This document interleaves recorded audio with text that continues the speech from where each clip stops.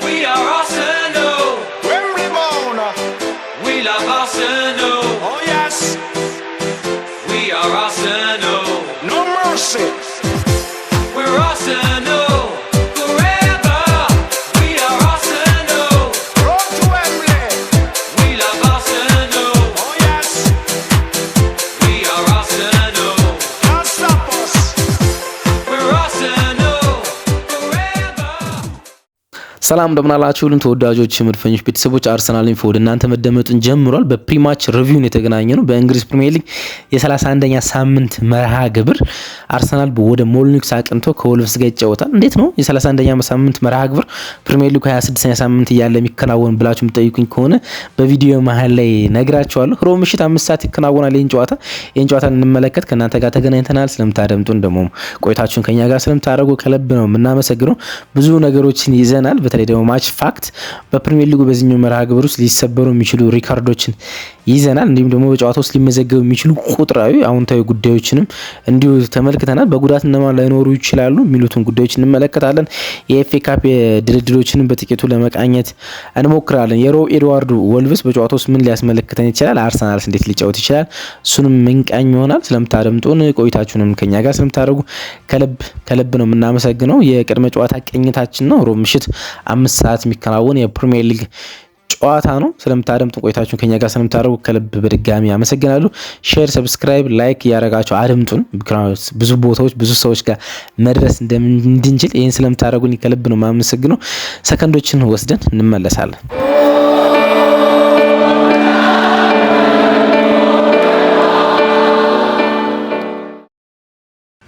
ይህ በሞሊኒክስ የሚከናወነው የወልቭስና የአርሰናል ጨዋታ የ31ኛ ሳምንት መርሃ ግብር ነው። እንግዲህ ፕሪሚየር ሊጉ 26ኛ ሳምንት ላይ እንደሚገኝ ይታወቃል። የ27ኛ ሳምንት መርሃ ግብሮች ደግሞ በሳምንቱ መጨረሻ ቅዳሜና እሁድ ይከናወናሉ። አርሰናል ወደ ቶተንሃም ሆትስፐር ስታዲየም አቅንቶ ከቶተንሃም ጋር ይጫወታል። ኢጎር ቱዶርን ዋና አሰልጣኝ አድርጎ ከሾመው ቶተንሃም ሆትስፐር ጋር ማለት ነው። ግን ይሄኛው መርሃ ግብር እንዳልኳችሁ የ31ኛ ሳምንት መርሃ ግብር ነው። የ31ኛ ሳምንት መርሃ ግብርን አርሰናል በፕሪሚየር ሊጉ ስለማያከናውን ቀድሞ መጫወቱ ነው። ከማንቸስተር ሲቲ ጋር የካራባኦ ካፕ የፍጻሜ ጨዋታውን ያከናውናል ቅዳሜ ቀን ማለት ነው። ስለዚህ በዛኛው መርሃ ግብር በ31ኛው ሳምንት መርሃ ግብር ይህን ጨዋታ ማከናወን ስለማይቻል አርሰናልና ወልቭስ ፈቃደኛ ስለሆኑ ይሄኛው መርሃ ግብር ቀድሞ እንዲከናወኑ ፈቅደዋል። ሲቲ ከፓላስ ጋር እኛ በካራባኦ ካፕ ፍጻሜ ጨዋታ የምናከናውንበት ቀን የሚከናወን መርሃ ግብር ነው።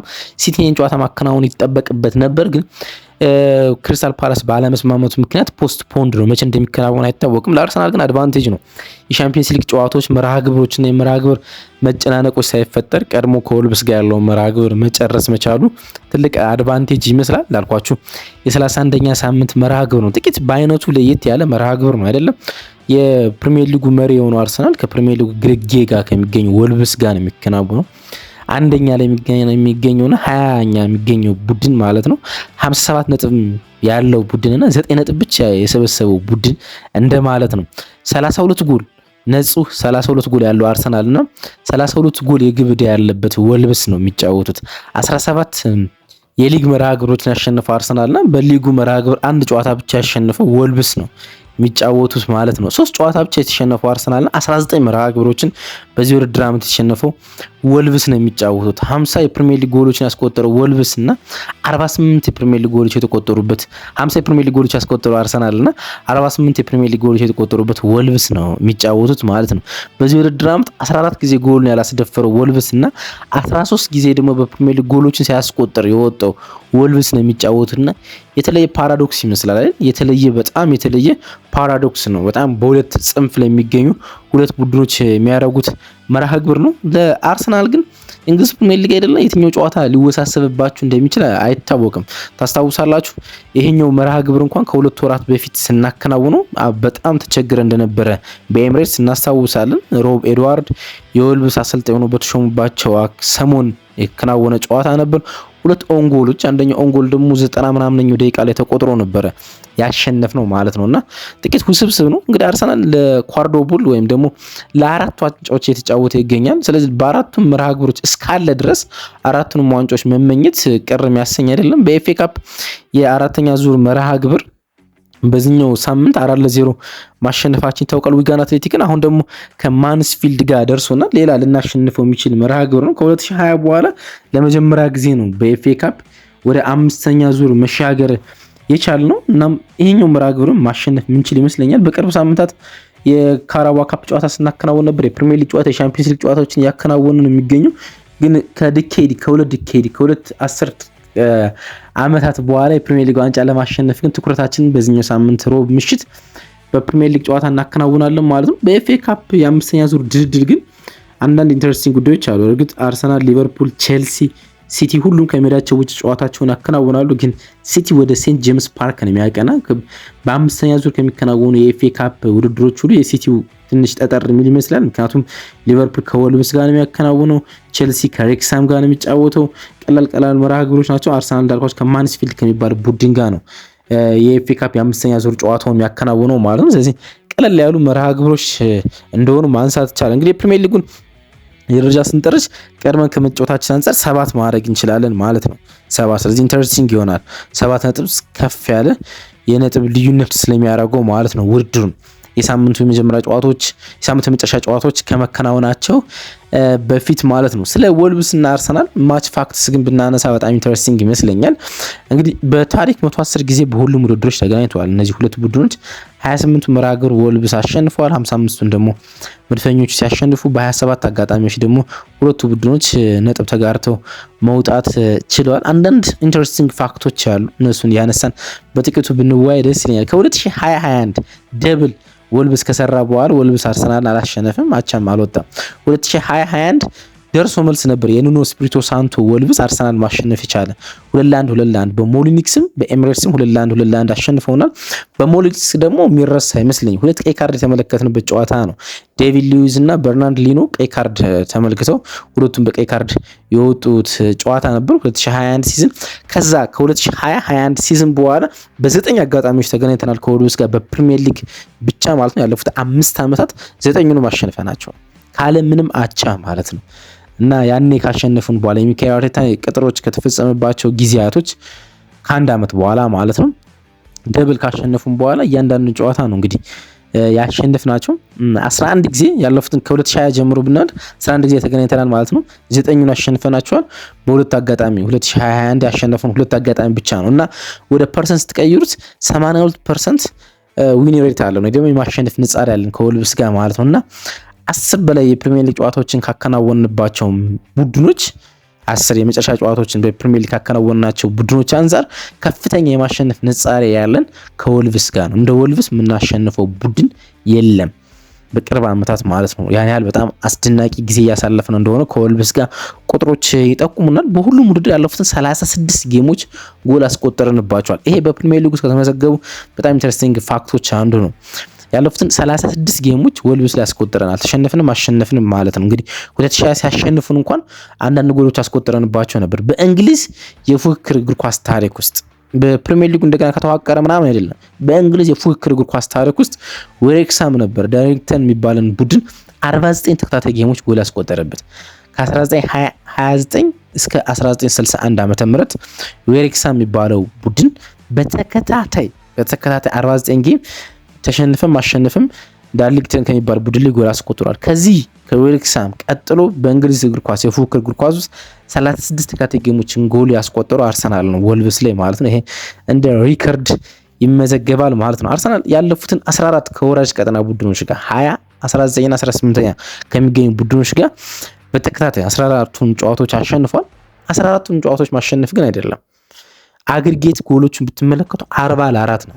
40-4 ከወራጅ ቡድኖች ጋር ያለው ሪከርድ ማለት ነውና በጣም ሎንግስት ስትራይክ ነው ያለው ከቦተም ስሪ ጋር ወይም ከወራጅ ቡድኖች ጋር በጣም ተከታታይ ጌሞችን በማሸነፍ አኩሪ ታሪክ ነው ያለው የሚካኤል አርቴታ ቡድን ማለት ይችላላችሁና በአርሰናል ታሪክ ውስጥ ከ1994-95 በኋላ ይሄኛው 14 ተከታታይ ጌሞች ድል የመጀመሪያው ነው። ከ1994-95 በኋላ ማለት ነውና አስደናቂ ቁጥር ይመስለኛል። ሮብ ዕለት ነው ጨዋታ ሮብ ምሽት 5 ሰዓት ነው ጨዋታ የሚከናወነው። በዚህ ውድድር ዓመት 8 ጨዋታዎችን በሮብ አከናውነናል በሁሉም ውድድሮች ማለት ነው እና 8ቱንም ማሸነፍ ችለናል። እና በእንግሊዝ እግር ኳስ ውስጥ ሲቲ ነው 2021 15 ጨዋታዎችን ሮብ ዕለት አከናውነው በሁሉም ውድድሮች 15ቱን የሚያሸንፈ አርሰናል 9ኛው መርሃ ግብርን ያከናውናል ማለት ነው። በሮብ ምሽት በሻምፒየንስ ሊግ ጨዋታዎችን ጨምሮ የካራባ ካፕ ጨዋታዎችን ጨምሮ አሁን የሚከናወነው የፕሪሚየር ሊግ ጨዋታ ስንጨምር 8 መርሃ ግብሮችን በሮብ ቀን አከናውነን 8ቱን ማሸነፍ ችለናል ማለት ነው። ይሄኛው ሌላ ማች ፋክት ነው በዚህኛው ጨዋታ ላይ ማለት ነው። እንግዲህ ወልቭስ ከፕሪሚየር ሊግ መሪ ከሆነ ቡድን ጋር 20 የመጨረሻ ጨዋታዎችን አከናውኖ የፕሪሚየር ሊግ ሊደር ሆኖ ካለ ቡድን ጋር ማለት 20 የመጨረሻ ጨዋታዎችን አከናውኖ 16 ሽንፈቶችን አጋጥሞታል። 3 ጨዋታዎችን ያሸነፈ አንድ አቻ ነው ወጣና 3 ጨዋታዎችን ያሸነፈ እነማን እንደሆኑ ታውቃላችሁ? የማንቸስተር ከተማ ቡድኖችን ዩናይትድን 2004 የፕሪሚየር ሊጉ መሪ ሆኖ 2011 የፕሪሚየር ሊጉ መሪ ሆኖ አግኝቶት አሸንፎታል። እንዲሁም ማንቸስተር ሲቲን በ2023 የፕሪሚየር ሊጉ መሪ ሆኖ አግኝቶ አሸንፎታል ማለት ነውና በ20 አጋጣሚዎች በ16ቱ ሽንፈት ሲያጋጥሙ 3 ያሸንፋቸው እነዚህ ሁለት የማንቸስተር ከተማ ቡድኖች እንደሆነ ታሪክ ይነግረናል ማለት ነው። ሌላ በሜዳው ነው እንግዲህ ወልቭስ ጨዋታዎች የሚያከናውነው በዚህ ውድድር ዓመት ከ13 መርሃ ግብር በሜዳው ካከናወናቸው በ10ቱ ተሸንፏል ማለት ነው። አንድ ጨዋታ ብቻ አሸንፎ 2 ጨዋታቸው ወጥቷል በሜዳው ማለት ነውና በትንሽ መርሃ ግብሮች ውስጥ ብዙ የሜዳ ጌም የተሸነፈው ባለፈው ውድድር ዓመት ሳውዝሃምፕተን ነው። በ12 ጨዋታዎች 10 ሽንፈት አጋጥሞት ነበረ። ወልቭስ ደግሞ በ13 ጨዋታዎች 10 ሽንፈት አጋጥሞታል ማለት ነው። ያን ያህል ደካማ ሲዝን ነው የሮብ ኤድዋርድ ወልቭስ እያሳለፈ የሚገኘው። ማዱኬ ሌላ በጣም ጥሩ ሪከርድ ካለው ተጫዋቾች እንዳንዱ እንግዲህ ያለፉትን 2 ከሜዳችን ውጭ ካከናወናቸው ጨዋታዎች ጎል ማስቆጠር ችሏል። በኤፍኤ ካፕ ጎል አስቆጥሯል። ጥሩ ሪከርድ ላይ ነው የሚገኘው። ወልቭስ ላይ 4 ጎል ነው ያለውና በፕሪሚየር ሊግ ውስጥ ከፍተኛ ጎል ካስቆጠረባቸው ቡድኖች አንዱ ወልቭስ ነው። እርግጥ ሃትሪክ ሰርቶ ስለሚያውቁ ነው በቼልሲ ቤት እያለ ማለት ነው። ስለዚህ ሰሞንኛ ብቃቱ ጎል ያስቆጠረ ነው። ወልቭስ ላይ ደግሞ ጎል ማስቆጠር ይቀነዋል። ስለዚህ ይሄኛው መርሃ ግብር ሌላ ኢንተረስቲንግ የሚያደርገው ፋክት ነው ለማዱኬ ማለት ነው። እንግዲህ በዚህኛው ጨዋታ ከታክቲክ አንጻር የሚጠበቅ ነገር አለ፣ በጣም የሚጠበቅ ነገር አለ። ምክንያቱም የቡካዮ ሳካ በኤፍኤ ካፕ ሳይጠበቅ በአማካኝ ስፍራ መጫወትና በጣም ጥሩ መጫወት ሚካኤል አርቴታ በዚህኛው የወልቭስ ጨዋታ ይደግመዋል። ያን ኤክስፐሪመንት የሚለው በጣም ኢንተረስቲንግ ጉዳይ ነው። እንግዲህ ሪካርዶ ካላፊዮሪ በመጨረሻ ደቂቃዎች ላይ ጉዳት ማስተናገድ ቡካዮ ሳካን በ8 ቁጥር ፖዚሽን ላይ እንዲሰለፍ አድርጎት ተመልክተን ነበረ። እናም በዚህኛው ሳምንት መርሃ ግብር ያን ኤክስፐሪመንት ይደግመዋል አይደግመውም በጣም የሚጠበቅ ነው። ግን የቡካዮ ሳካ በዛ ቦታ ላይ መሰለፍ ብዙ ነፃነቶችን ሲሰጠው እንደተመለከትነውና ለአርሰናል ሌላ የማጥቂያ ዳይሜንሽን እንደሚፈጥርለት ግን የሚጠበቅ ነው። እንግዲህ በዚህ የውድድር ዓመት በጣም ደካማ ከሆኑ ቡድኖች አንዱ ምንም ጥያቄ የለውም ወልቭስ ነው። አርሰናል ያለፉትን 11 መርሃ ግብሮች ውስጥ አንድ ሽንፈትን ያስተናገደ 7 አሸንፈው 3 አቻ ወጥቷል። ከብሬንፎርድ ጋር ባለፈው ሳምንት አንድ አቻ ተለያይተናል። ግን ወልቭስ እንደምናሸንፍ በብዙ ይጠበቃል። ከደርቢ ካውንቲ 2007-8 ሲዝን ላይ 11 ነጥብ ይዞ ካጠናቀቀበት በኋላ ወልቭስ 9 ነጥብ ብቻ ነው ያለውና ያን ሪከርድ እንዳያሻሽል ይፈራል። እርግጥ በሚቀጥሉት የፕሪሚየር ሊግ ሲዝኖች ውስጥ አንድ ጌም እንኳን ማሸነፍ የሚችል ከሆነ ከደርቢ ካውንቲ የተሻለ ነጥብ መሰብሰብ ይችላል። ደግሞ የሮብ ኤድዋርድ ቡድን የሆኑ ጌሞች ውስጥ በጣም ጥሩ ስለሚጫወት ጨዋታዎች ሊያሸንፍ እንደሚችል መገመት ይቻላል። የቡድን ዜናዎች በወልቭስ በኩልስ ሆንግ ሂቻን በጉዳት ምክንያት በጨዋታ ውስጥ አይኖሩም። ሌሎች ተጫዋቾች ግን ዝግጁ ናቸው። በአርሰናል በኩል ሚኬል ሜሪኖ ሲዝን አውት ነው። ካይ ሃቨርትዝ መጠነኛ ጉዳት ላይ ነው የሚገኙት። ቀሪ 1-2 ሳምንታት ይቀሩታል። ማርቲን ኦዲጋርድ ቼክ መደረግ አለበት። ሚኬል አርቴታ ዛሬ ፕሬስ ኮንፈረንስ ይሰጣል። እንዴት እንደሚሆን እንመለከታለን። ማክስ ዶማን ከጉዳት ተመልሷል፣ ልምምድ ጀምሯል። ለጨዋታው ዝግጁ ባይሆንም ማለት ነው። ቢን ዋይት ባለፈው በነበረው የኤፍኤ ካፕ ጨዋታ ጉዳት አስተናግዶ እንደወጣ ይታወቃል። ግን በኢንስታግራም መልእክቱ ላይ ልክ እንደሆነ ወይም ጤነኛ እንደሆነ ገልጿል። ስለዚህ በጨዋታው ላይ የመኖር እድል አለው። ሪካርዶ ካላፊዮሪ በምን አይነት ሁኔታ ላይ እንደሚገኝ አይታወቅም። ባለፈው በልምምድ ሜዳ ላይ ተጎድቶ ከወጣ በኋላ በዚህ ሲዝን 3ኛ ተጫዋች ነው እያሟሟቀ ሲጎዳ ማለት ነው ሪካርዶ ካላፊዮሪ። ስለዚህ ኢንተረስቲንግ ነው። ጋቢ ማጋርስ፣ ዩሪያን ቲምበር፣ ፌሪን ካፒ፣ ዲክላን ራይስ ከረፍት መልስ በዚህኛው ጨዋታ ላይ በቋሚ አሰላለፍ ውስጥ ይኖራሉ ተብሎ የሚገመቱ ጨዋታዎች ናቸው። እንዳልኳቸው የ31ኛ ሳምንት የፕሪሚየር ሊግ ጨዋታ ነው፣ ግን ቀድሞ ይከናወናል። ስለዚህ ከ20ኛው የፕሪሚየር ሊግ ቡድኖች ውስጥ ቀድመን አንድ ጨዋታ ይኖረናል ማለት ነው።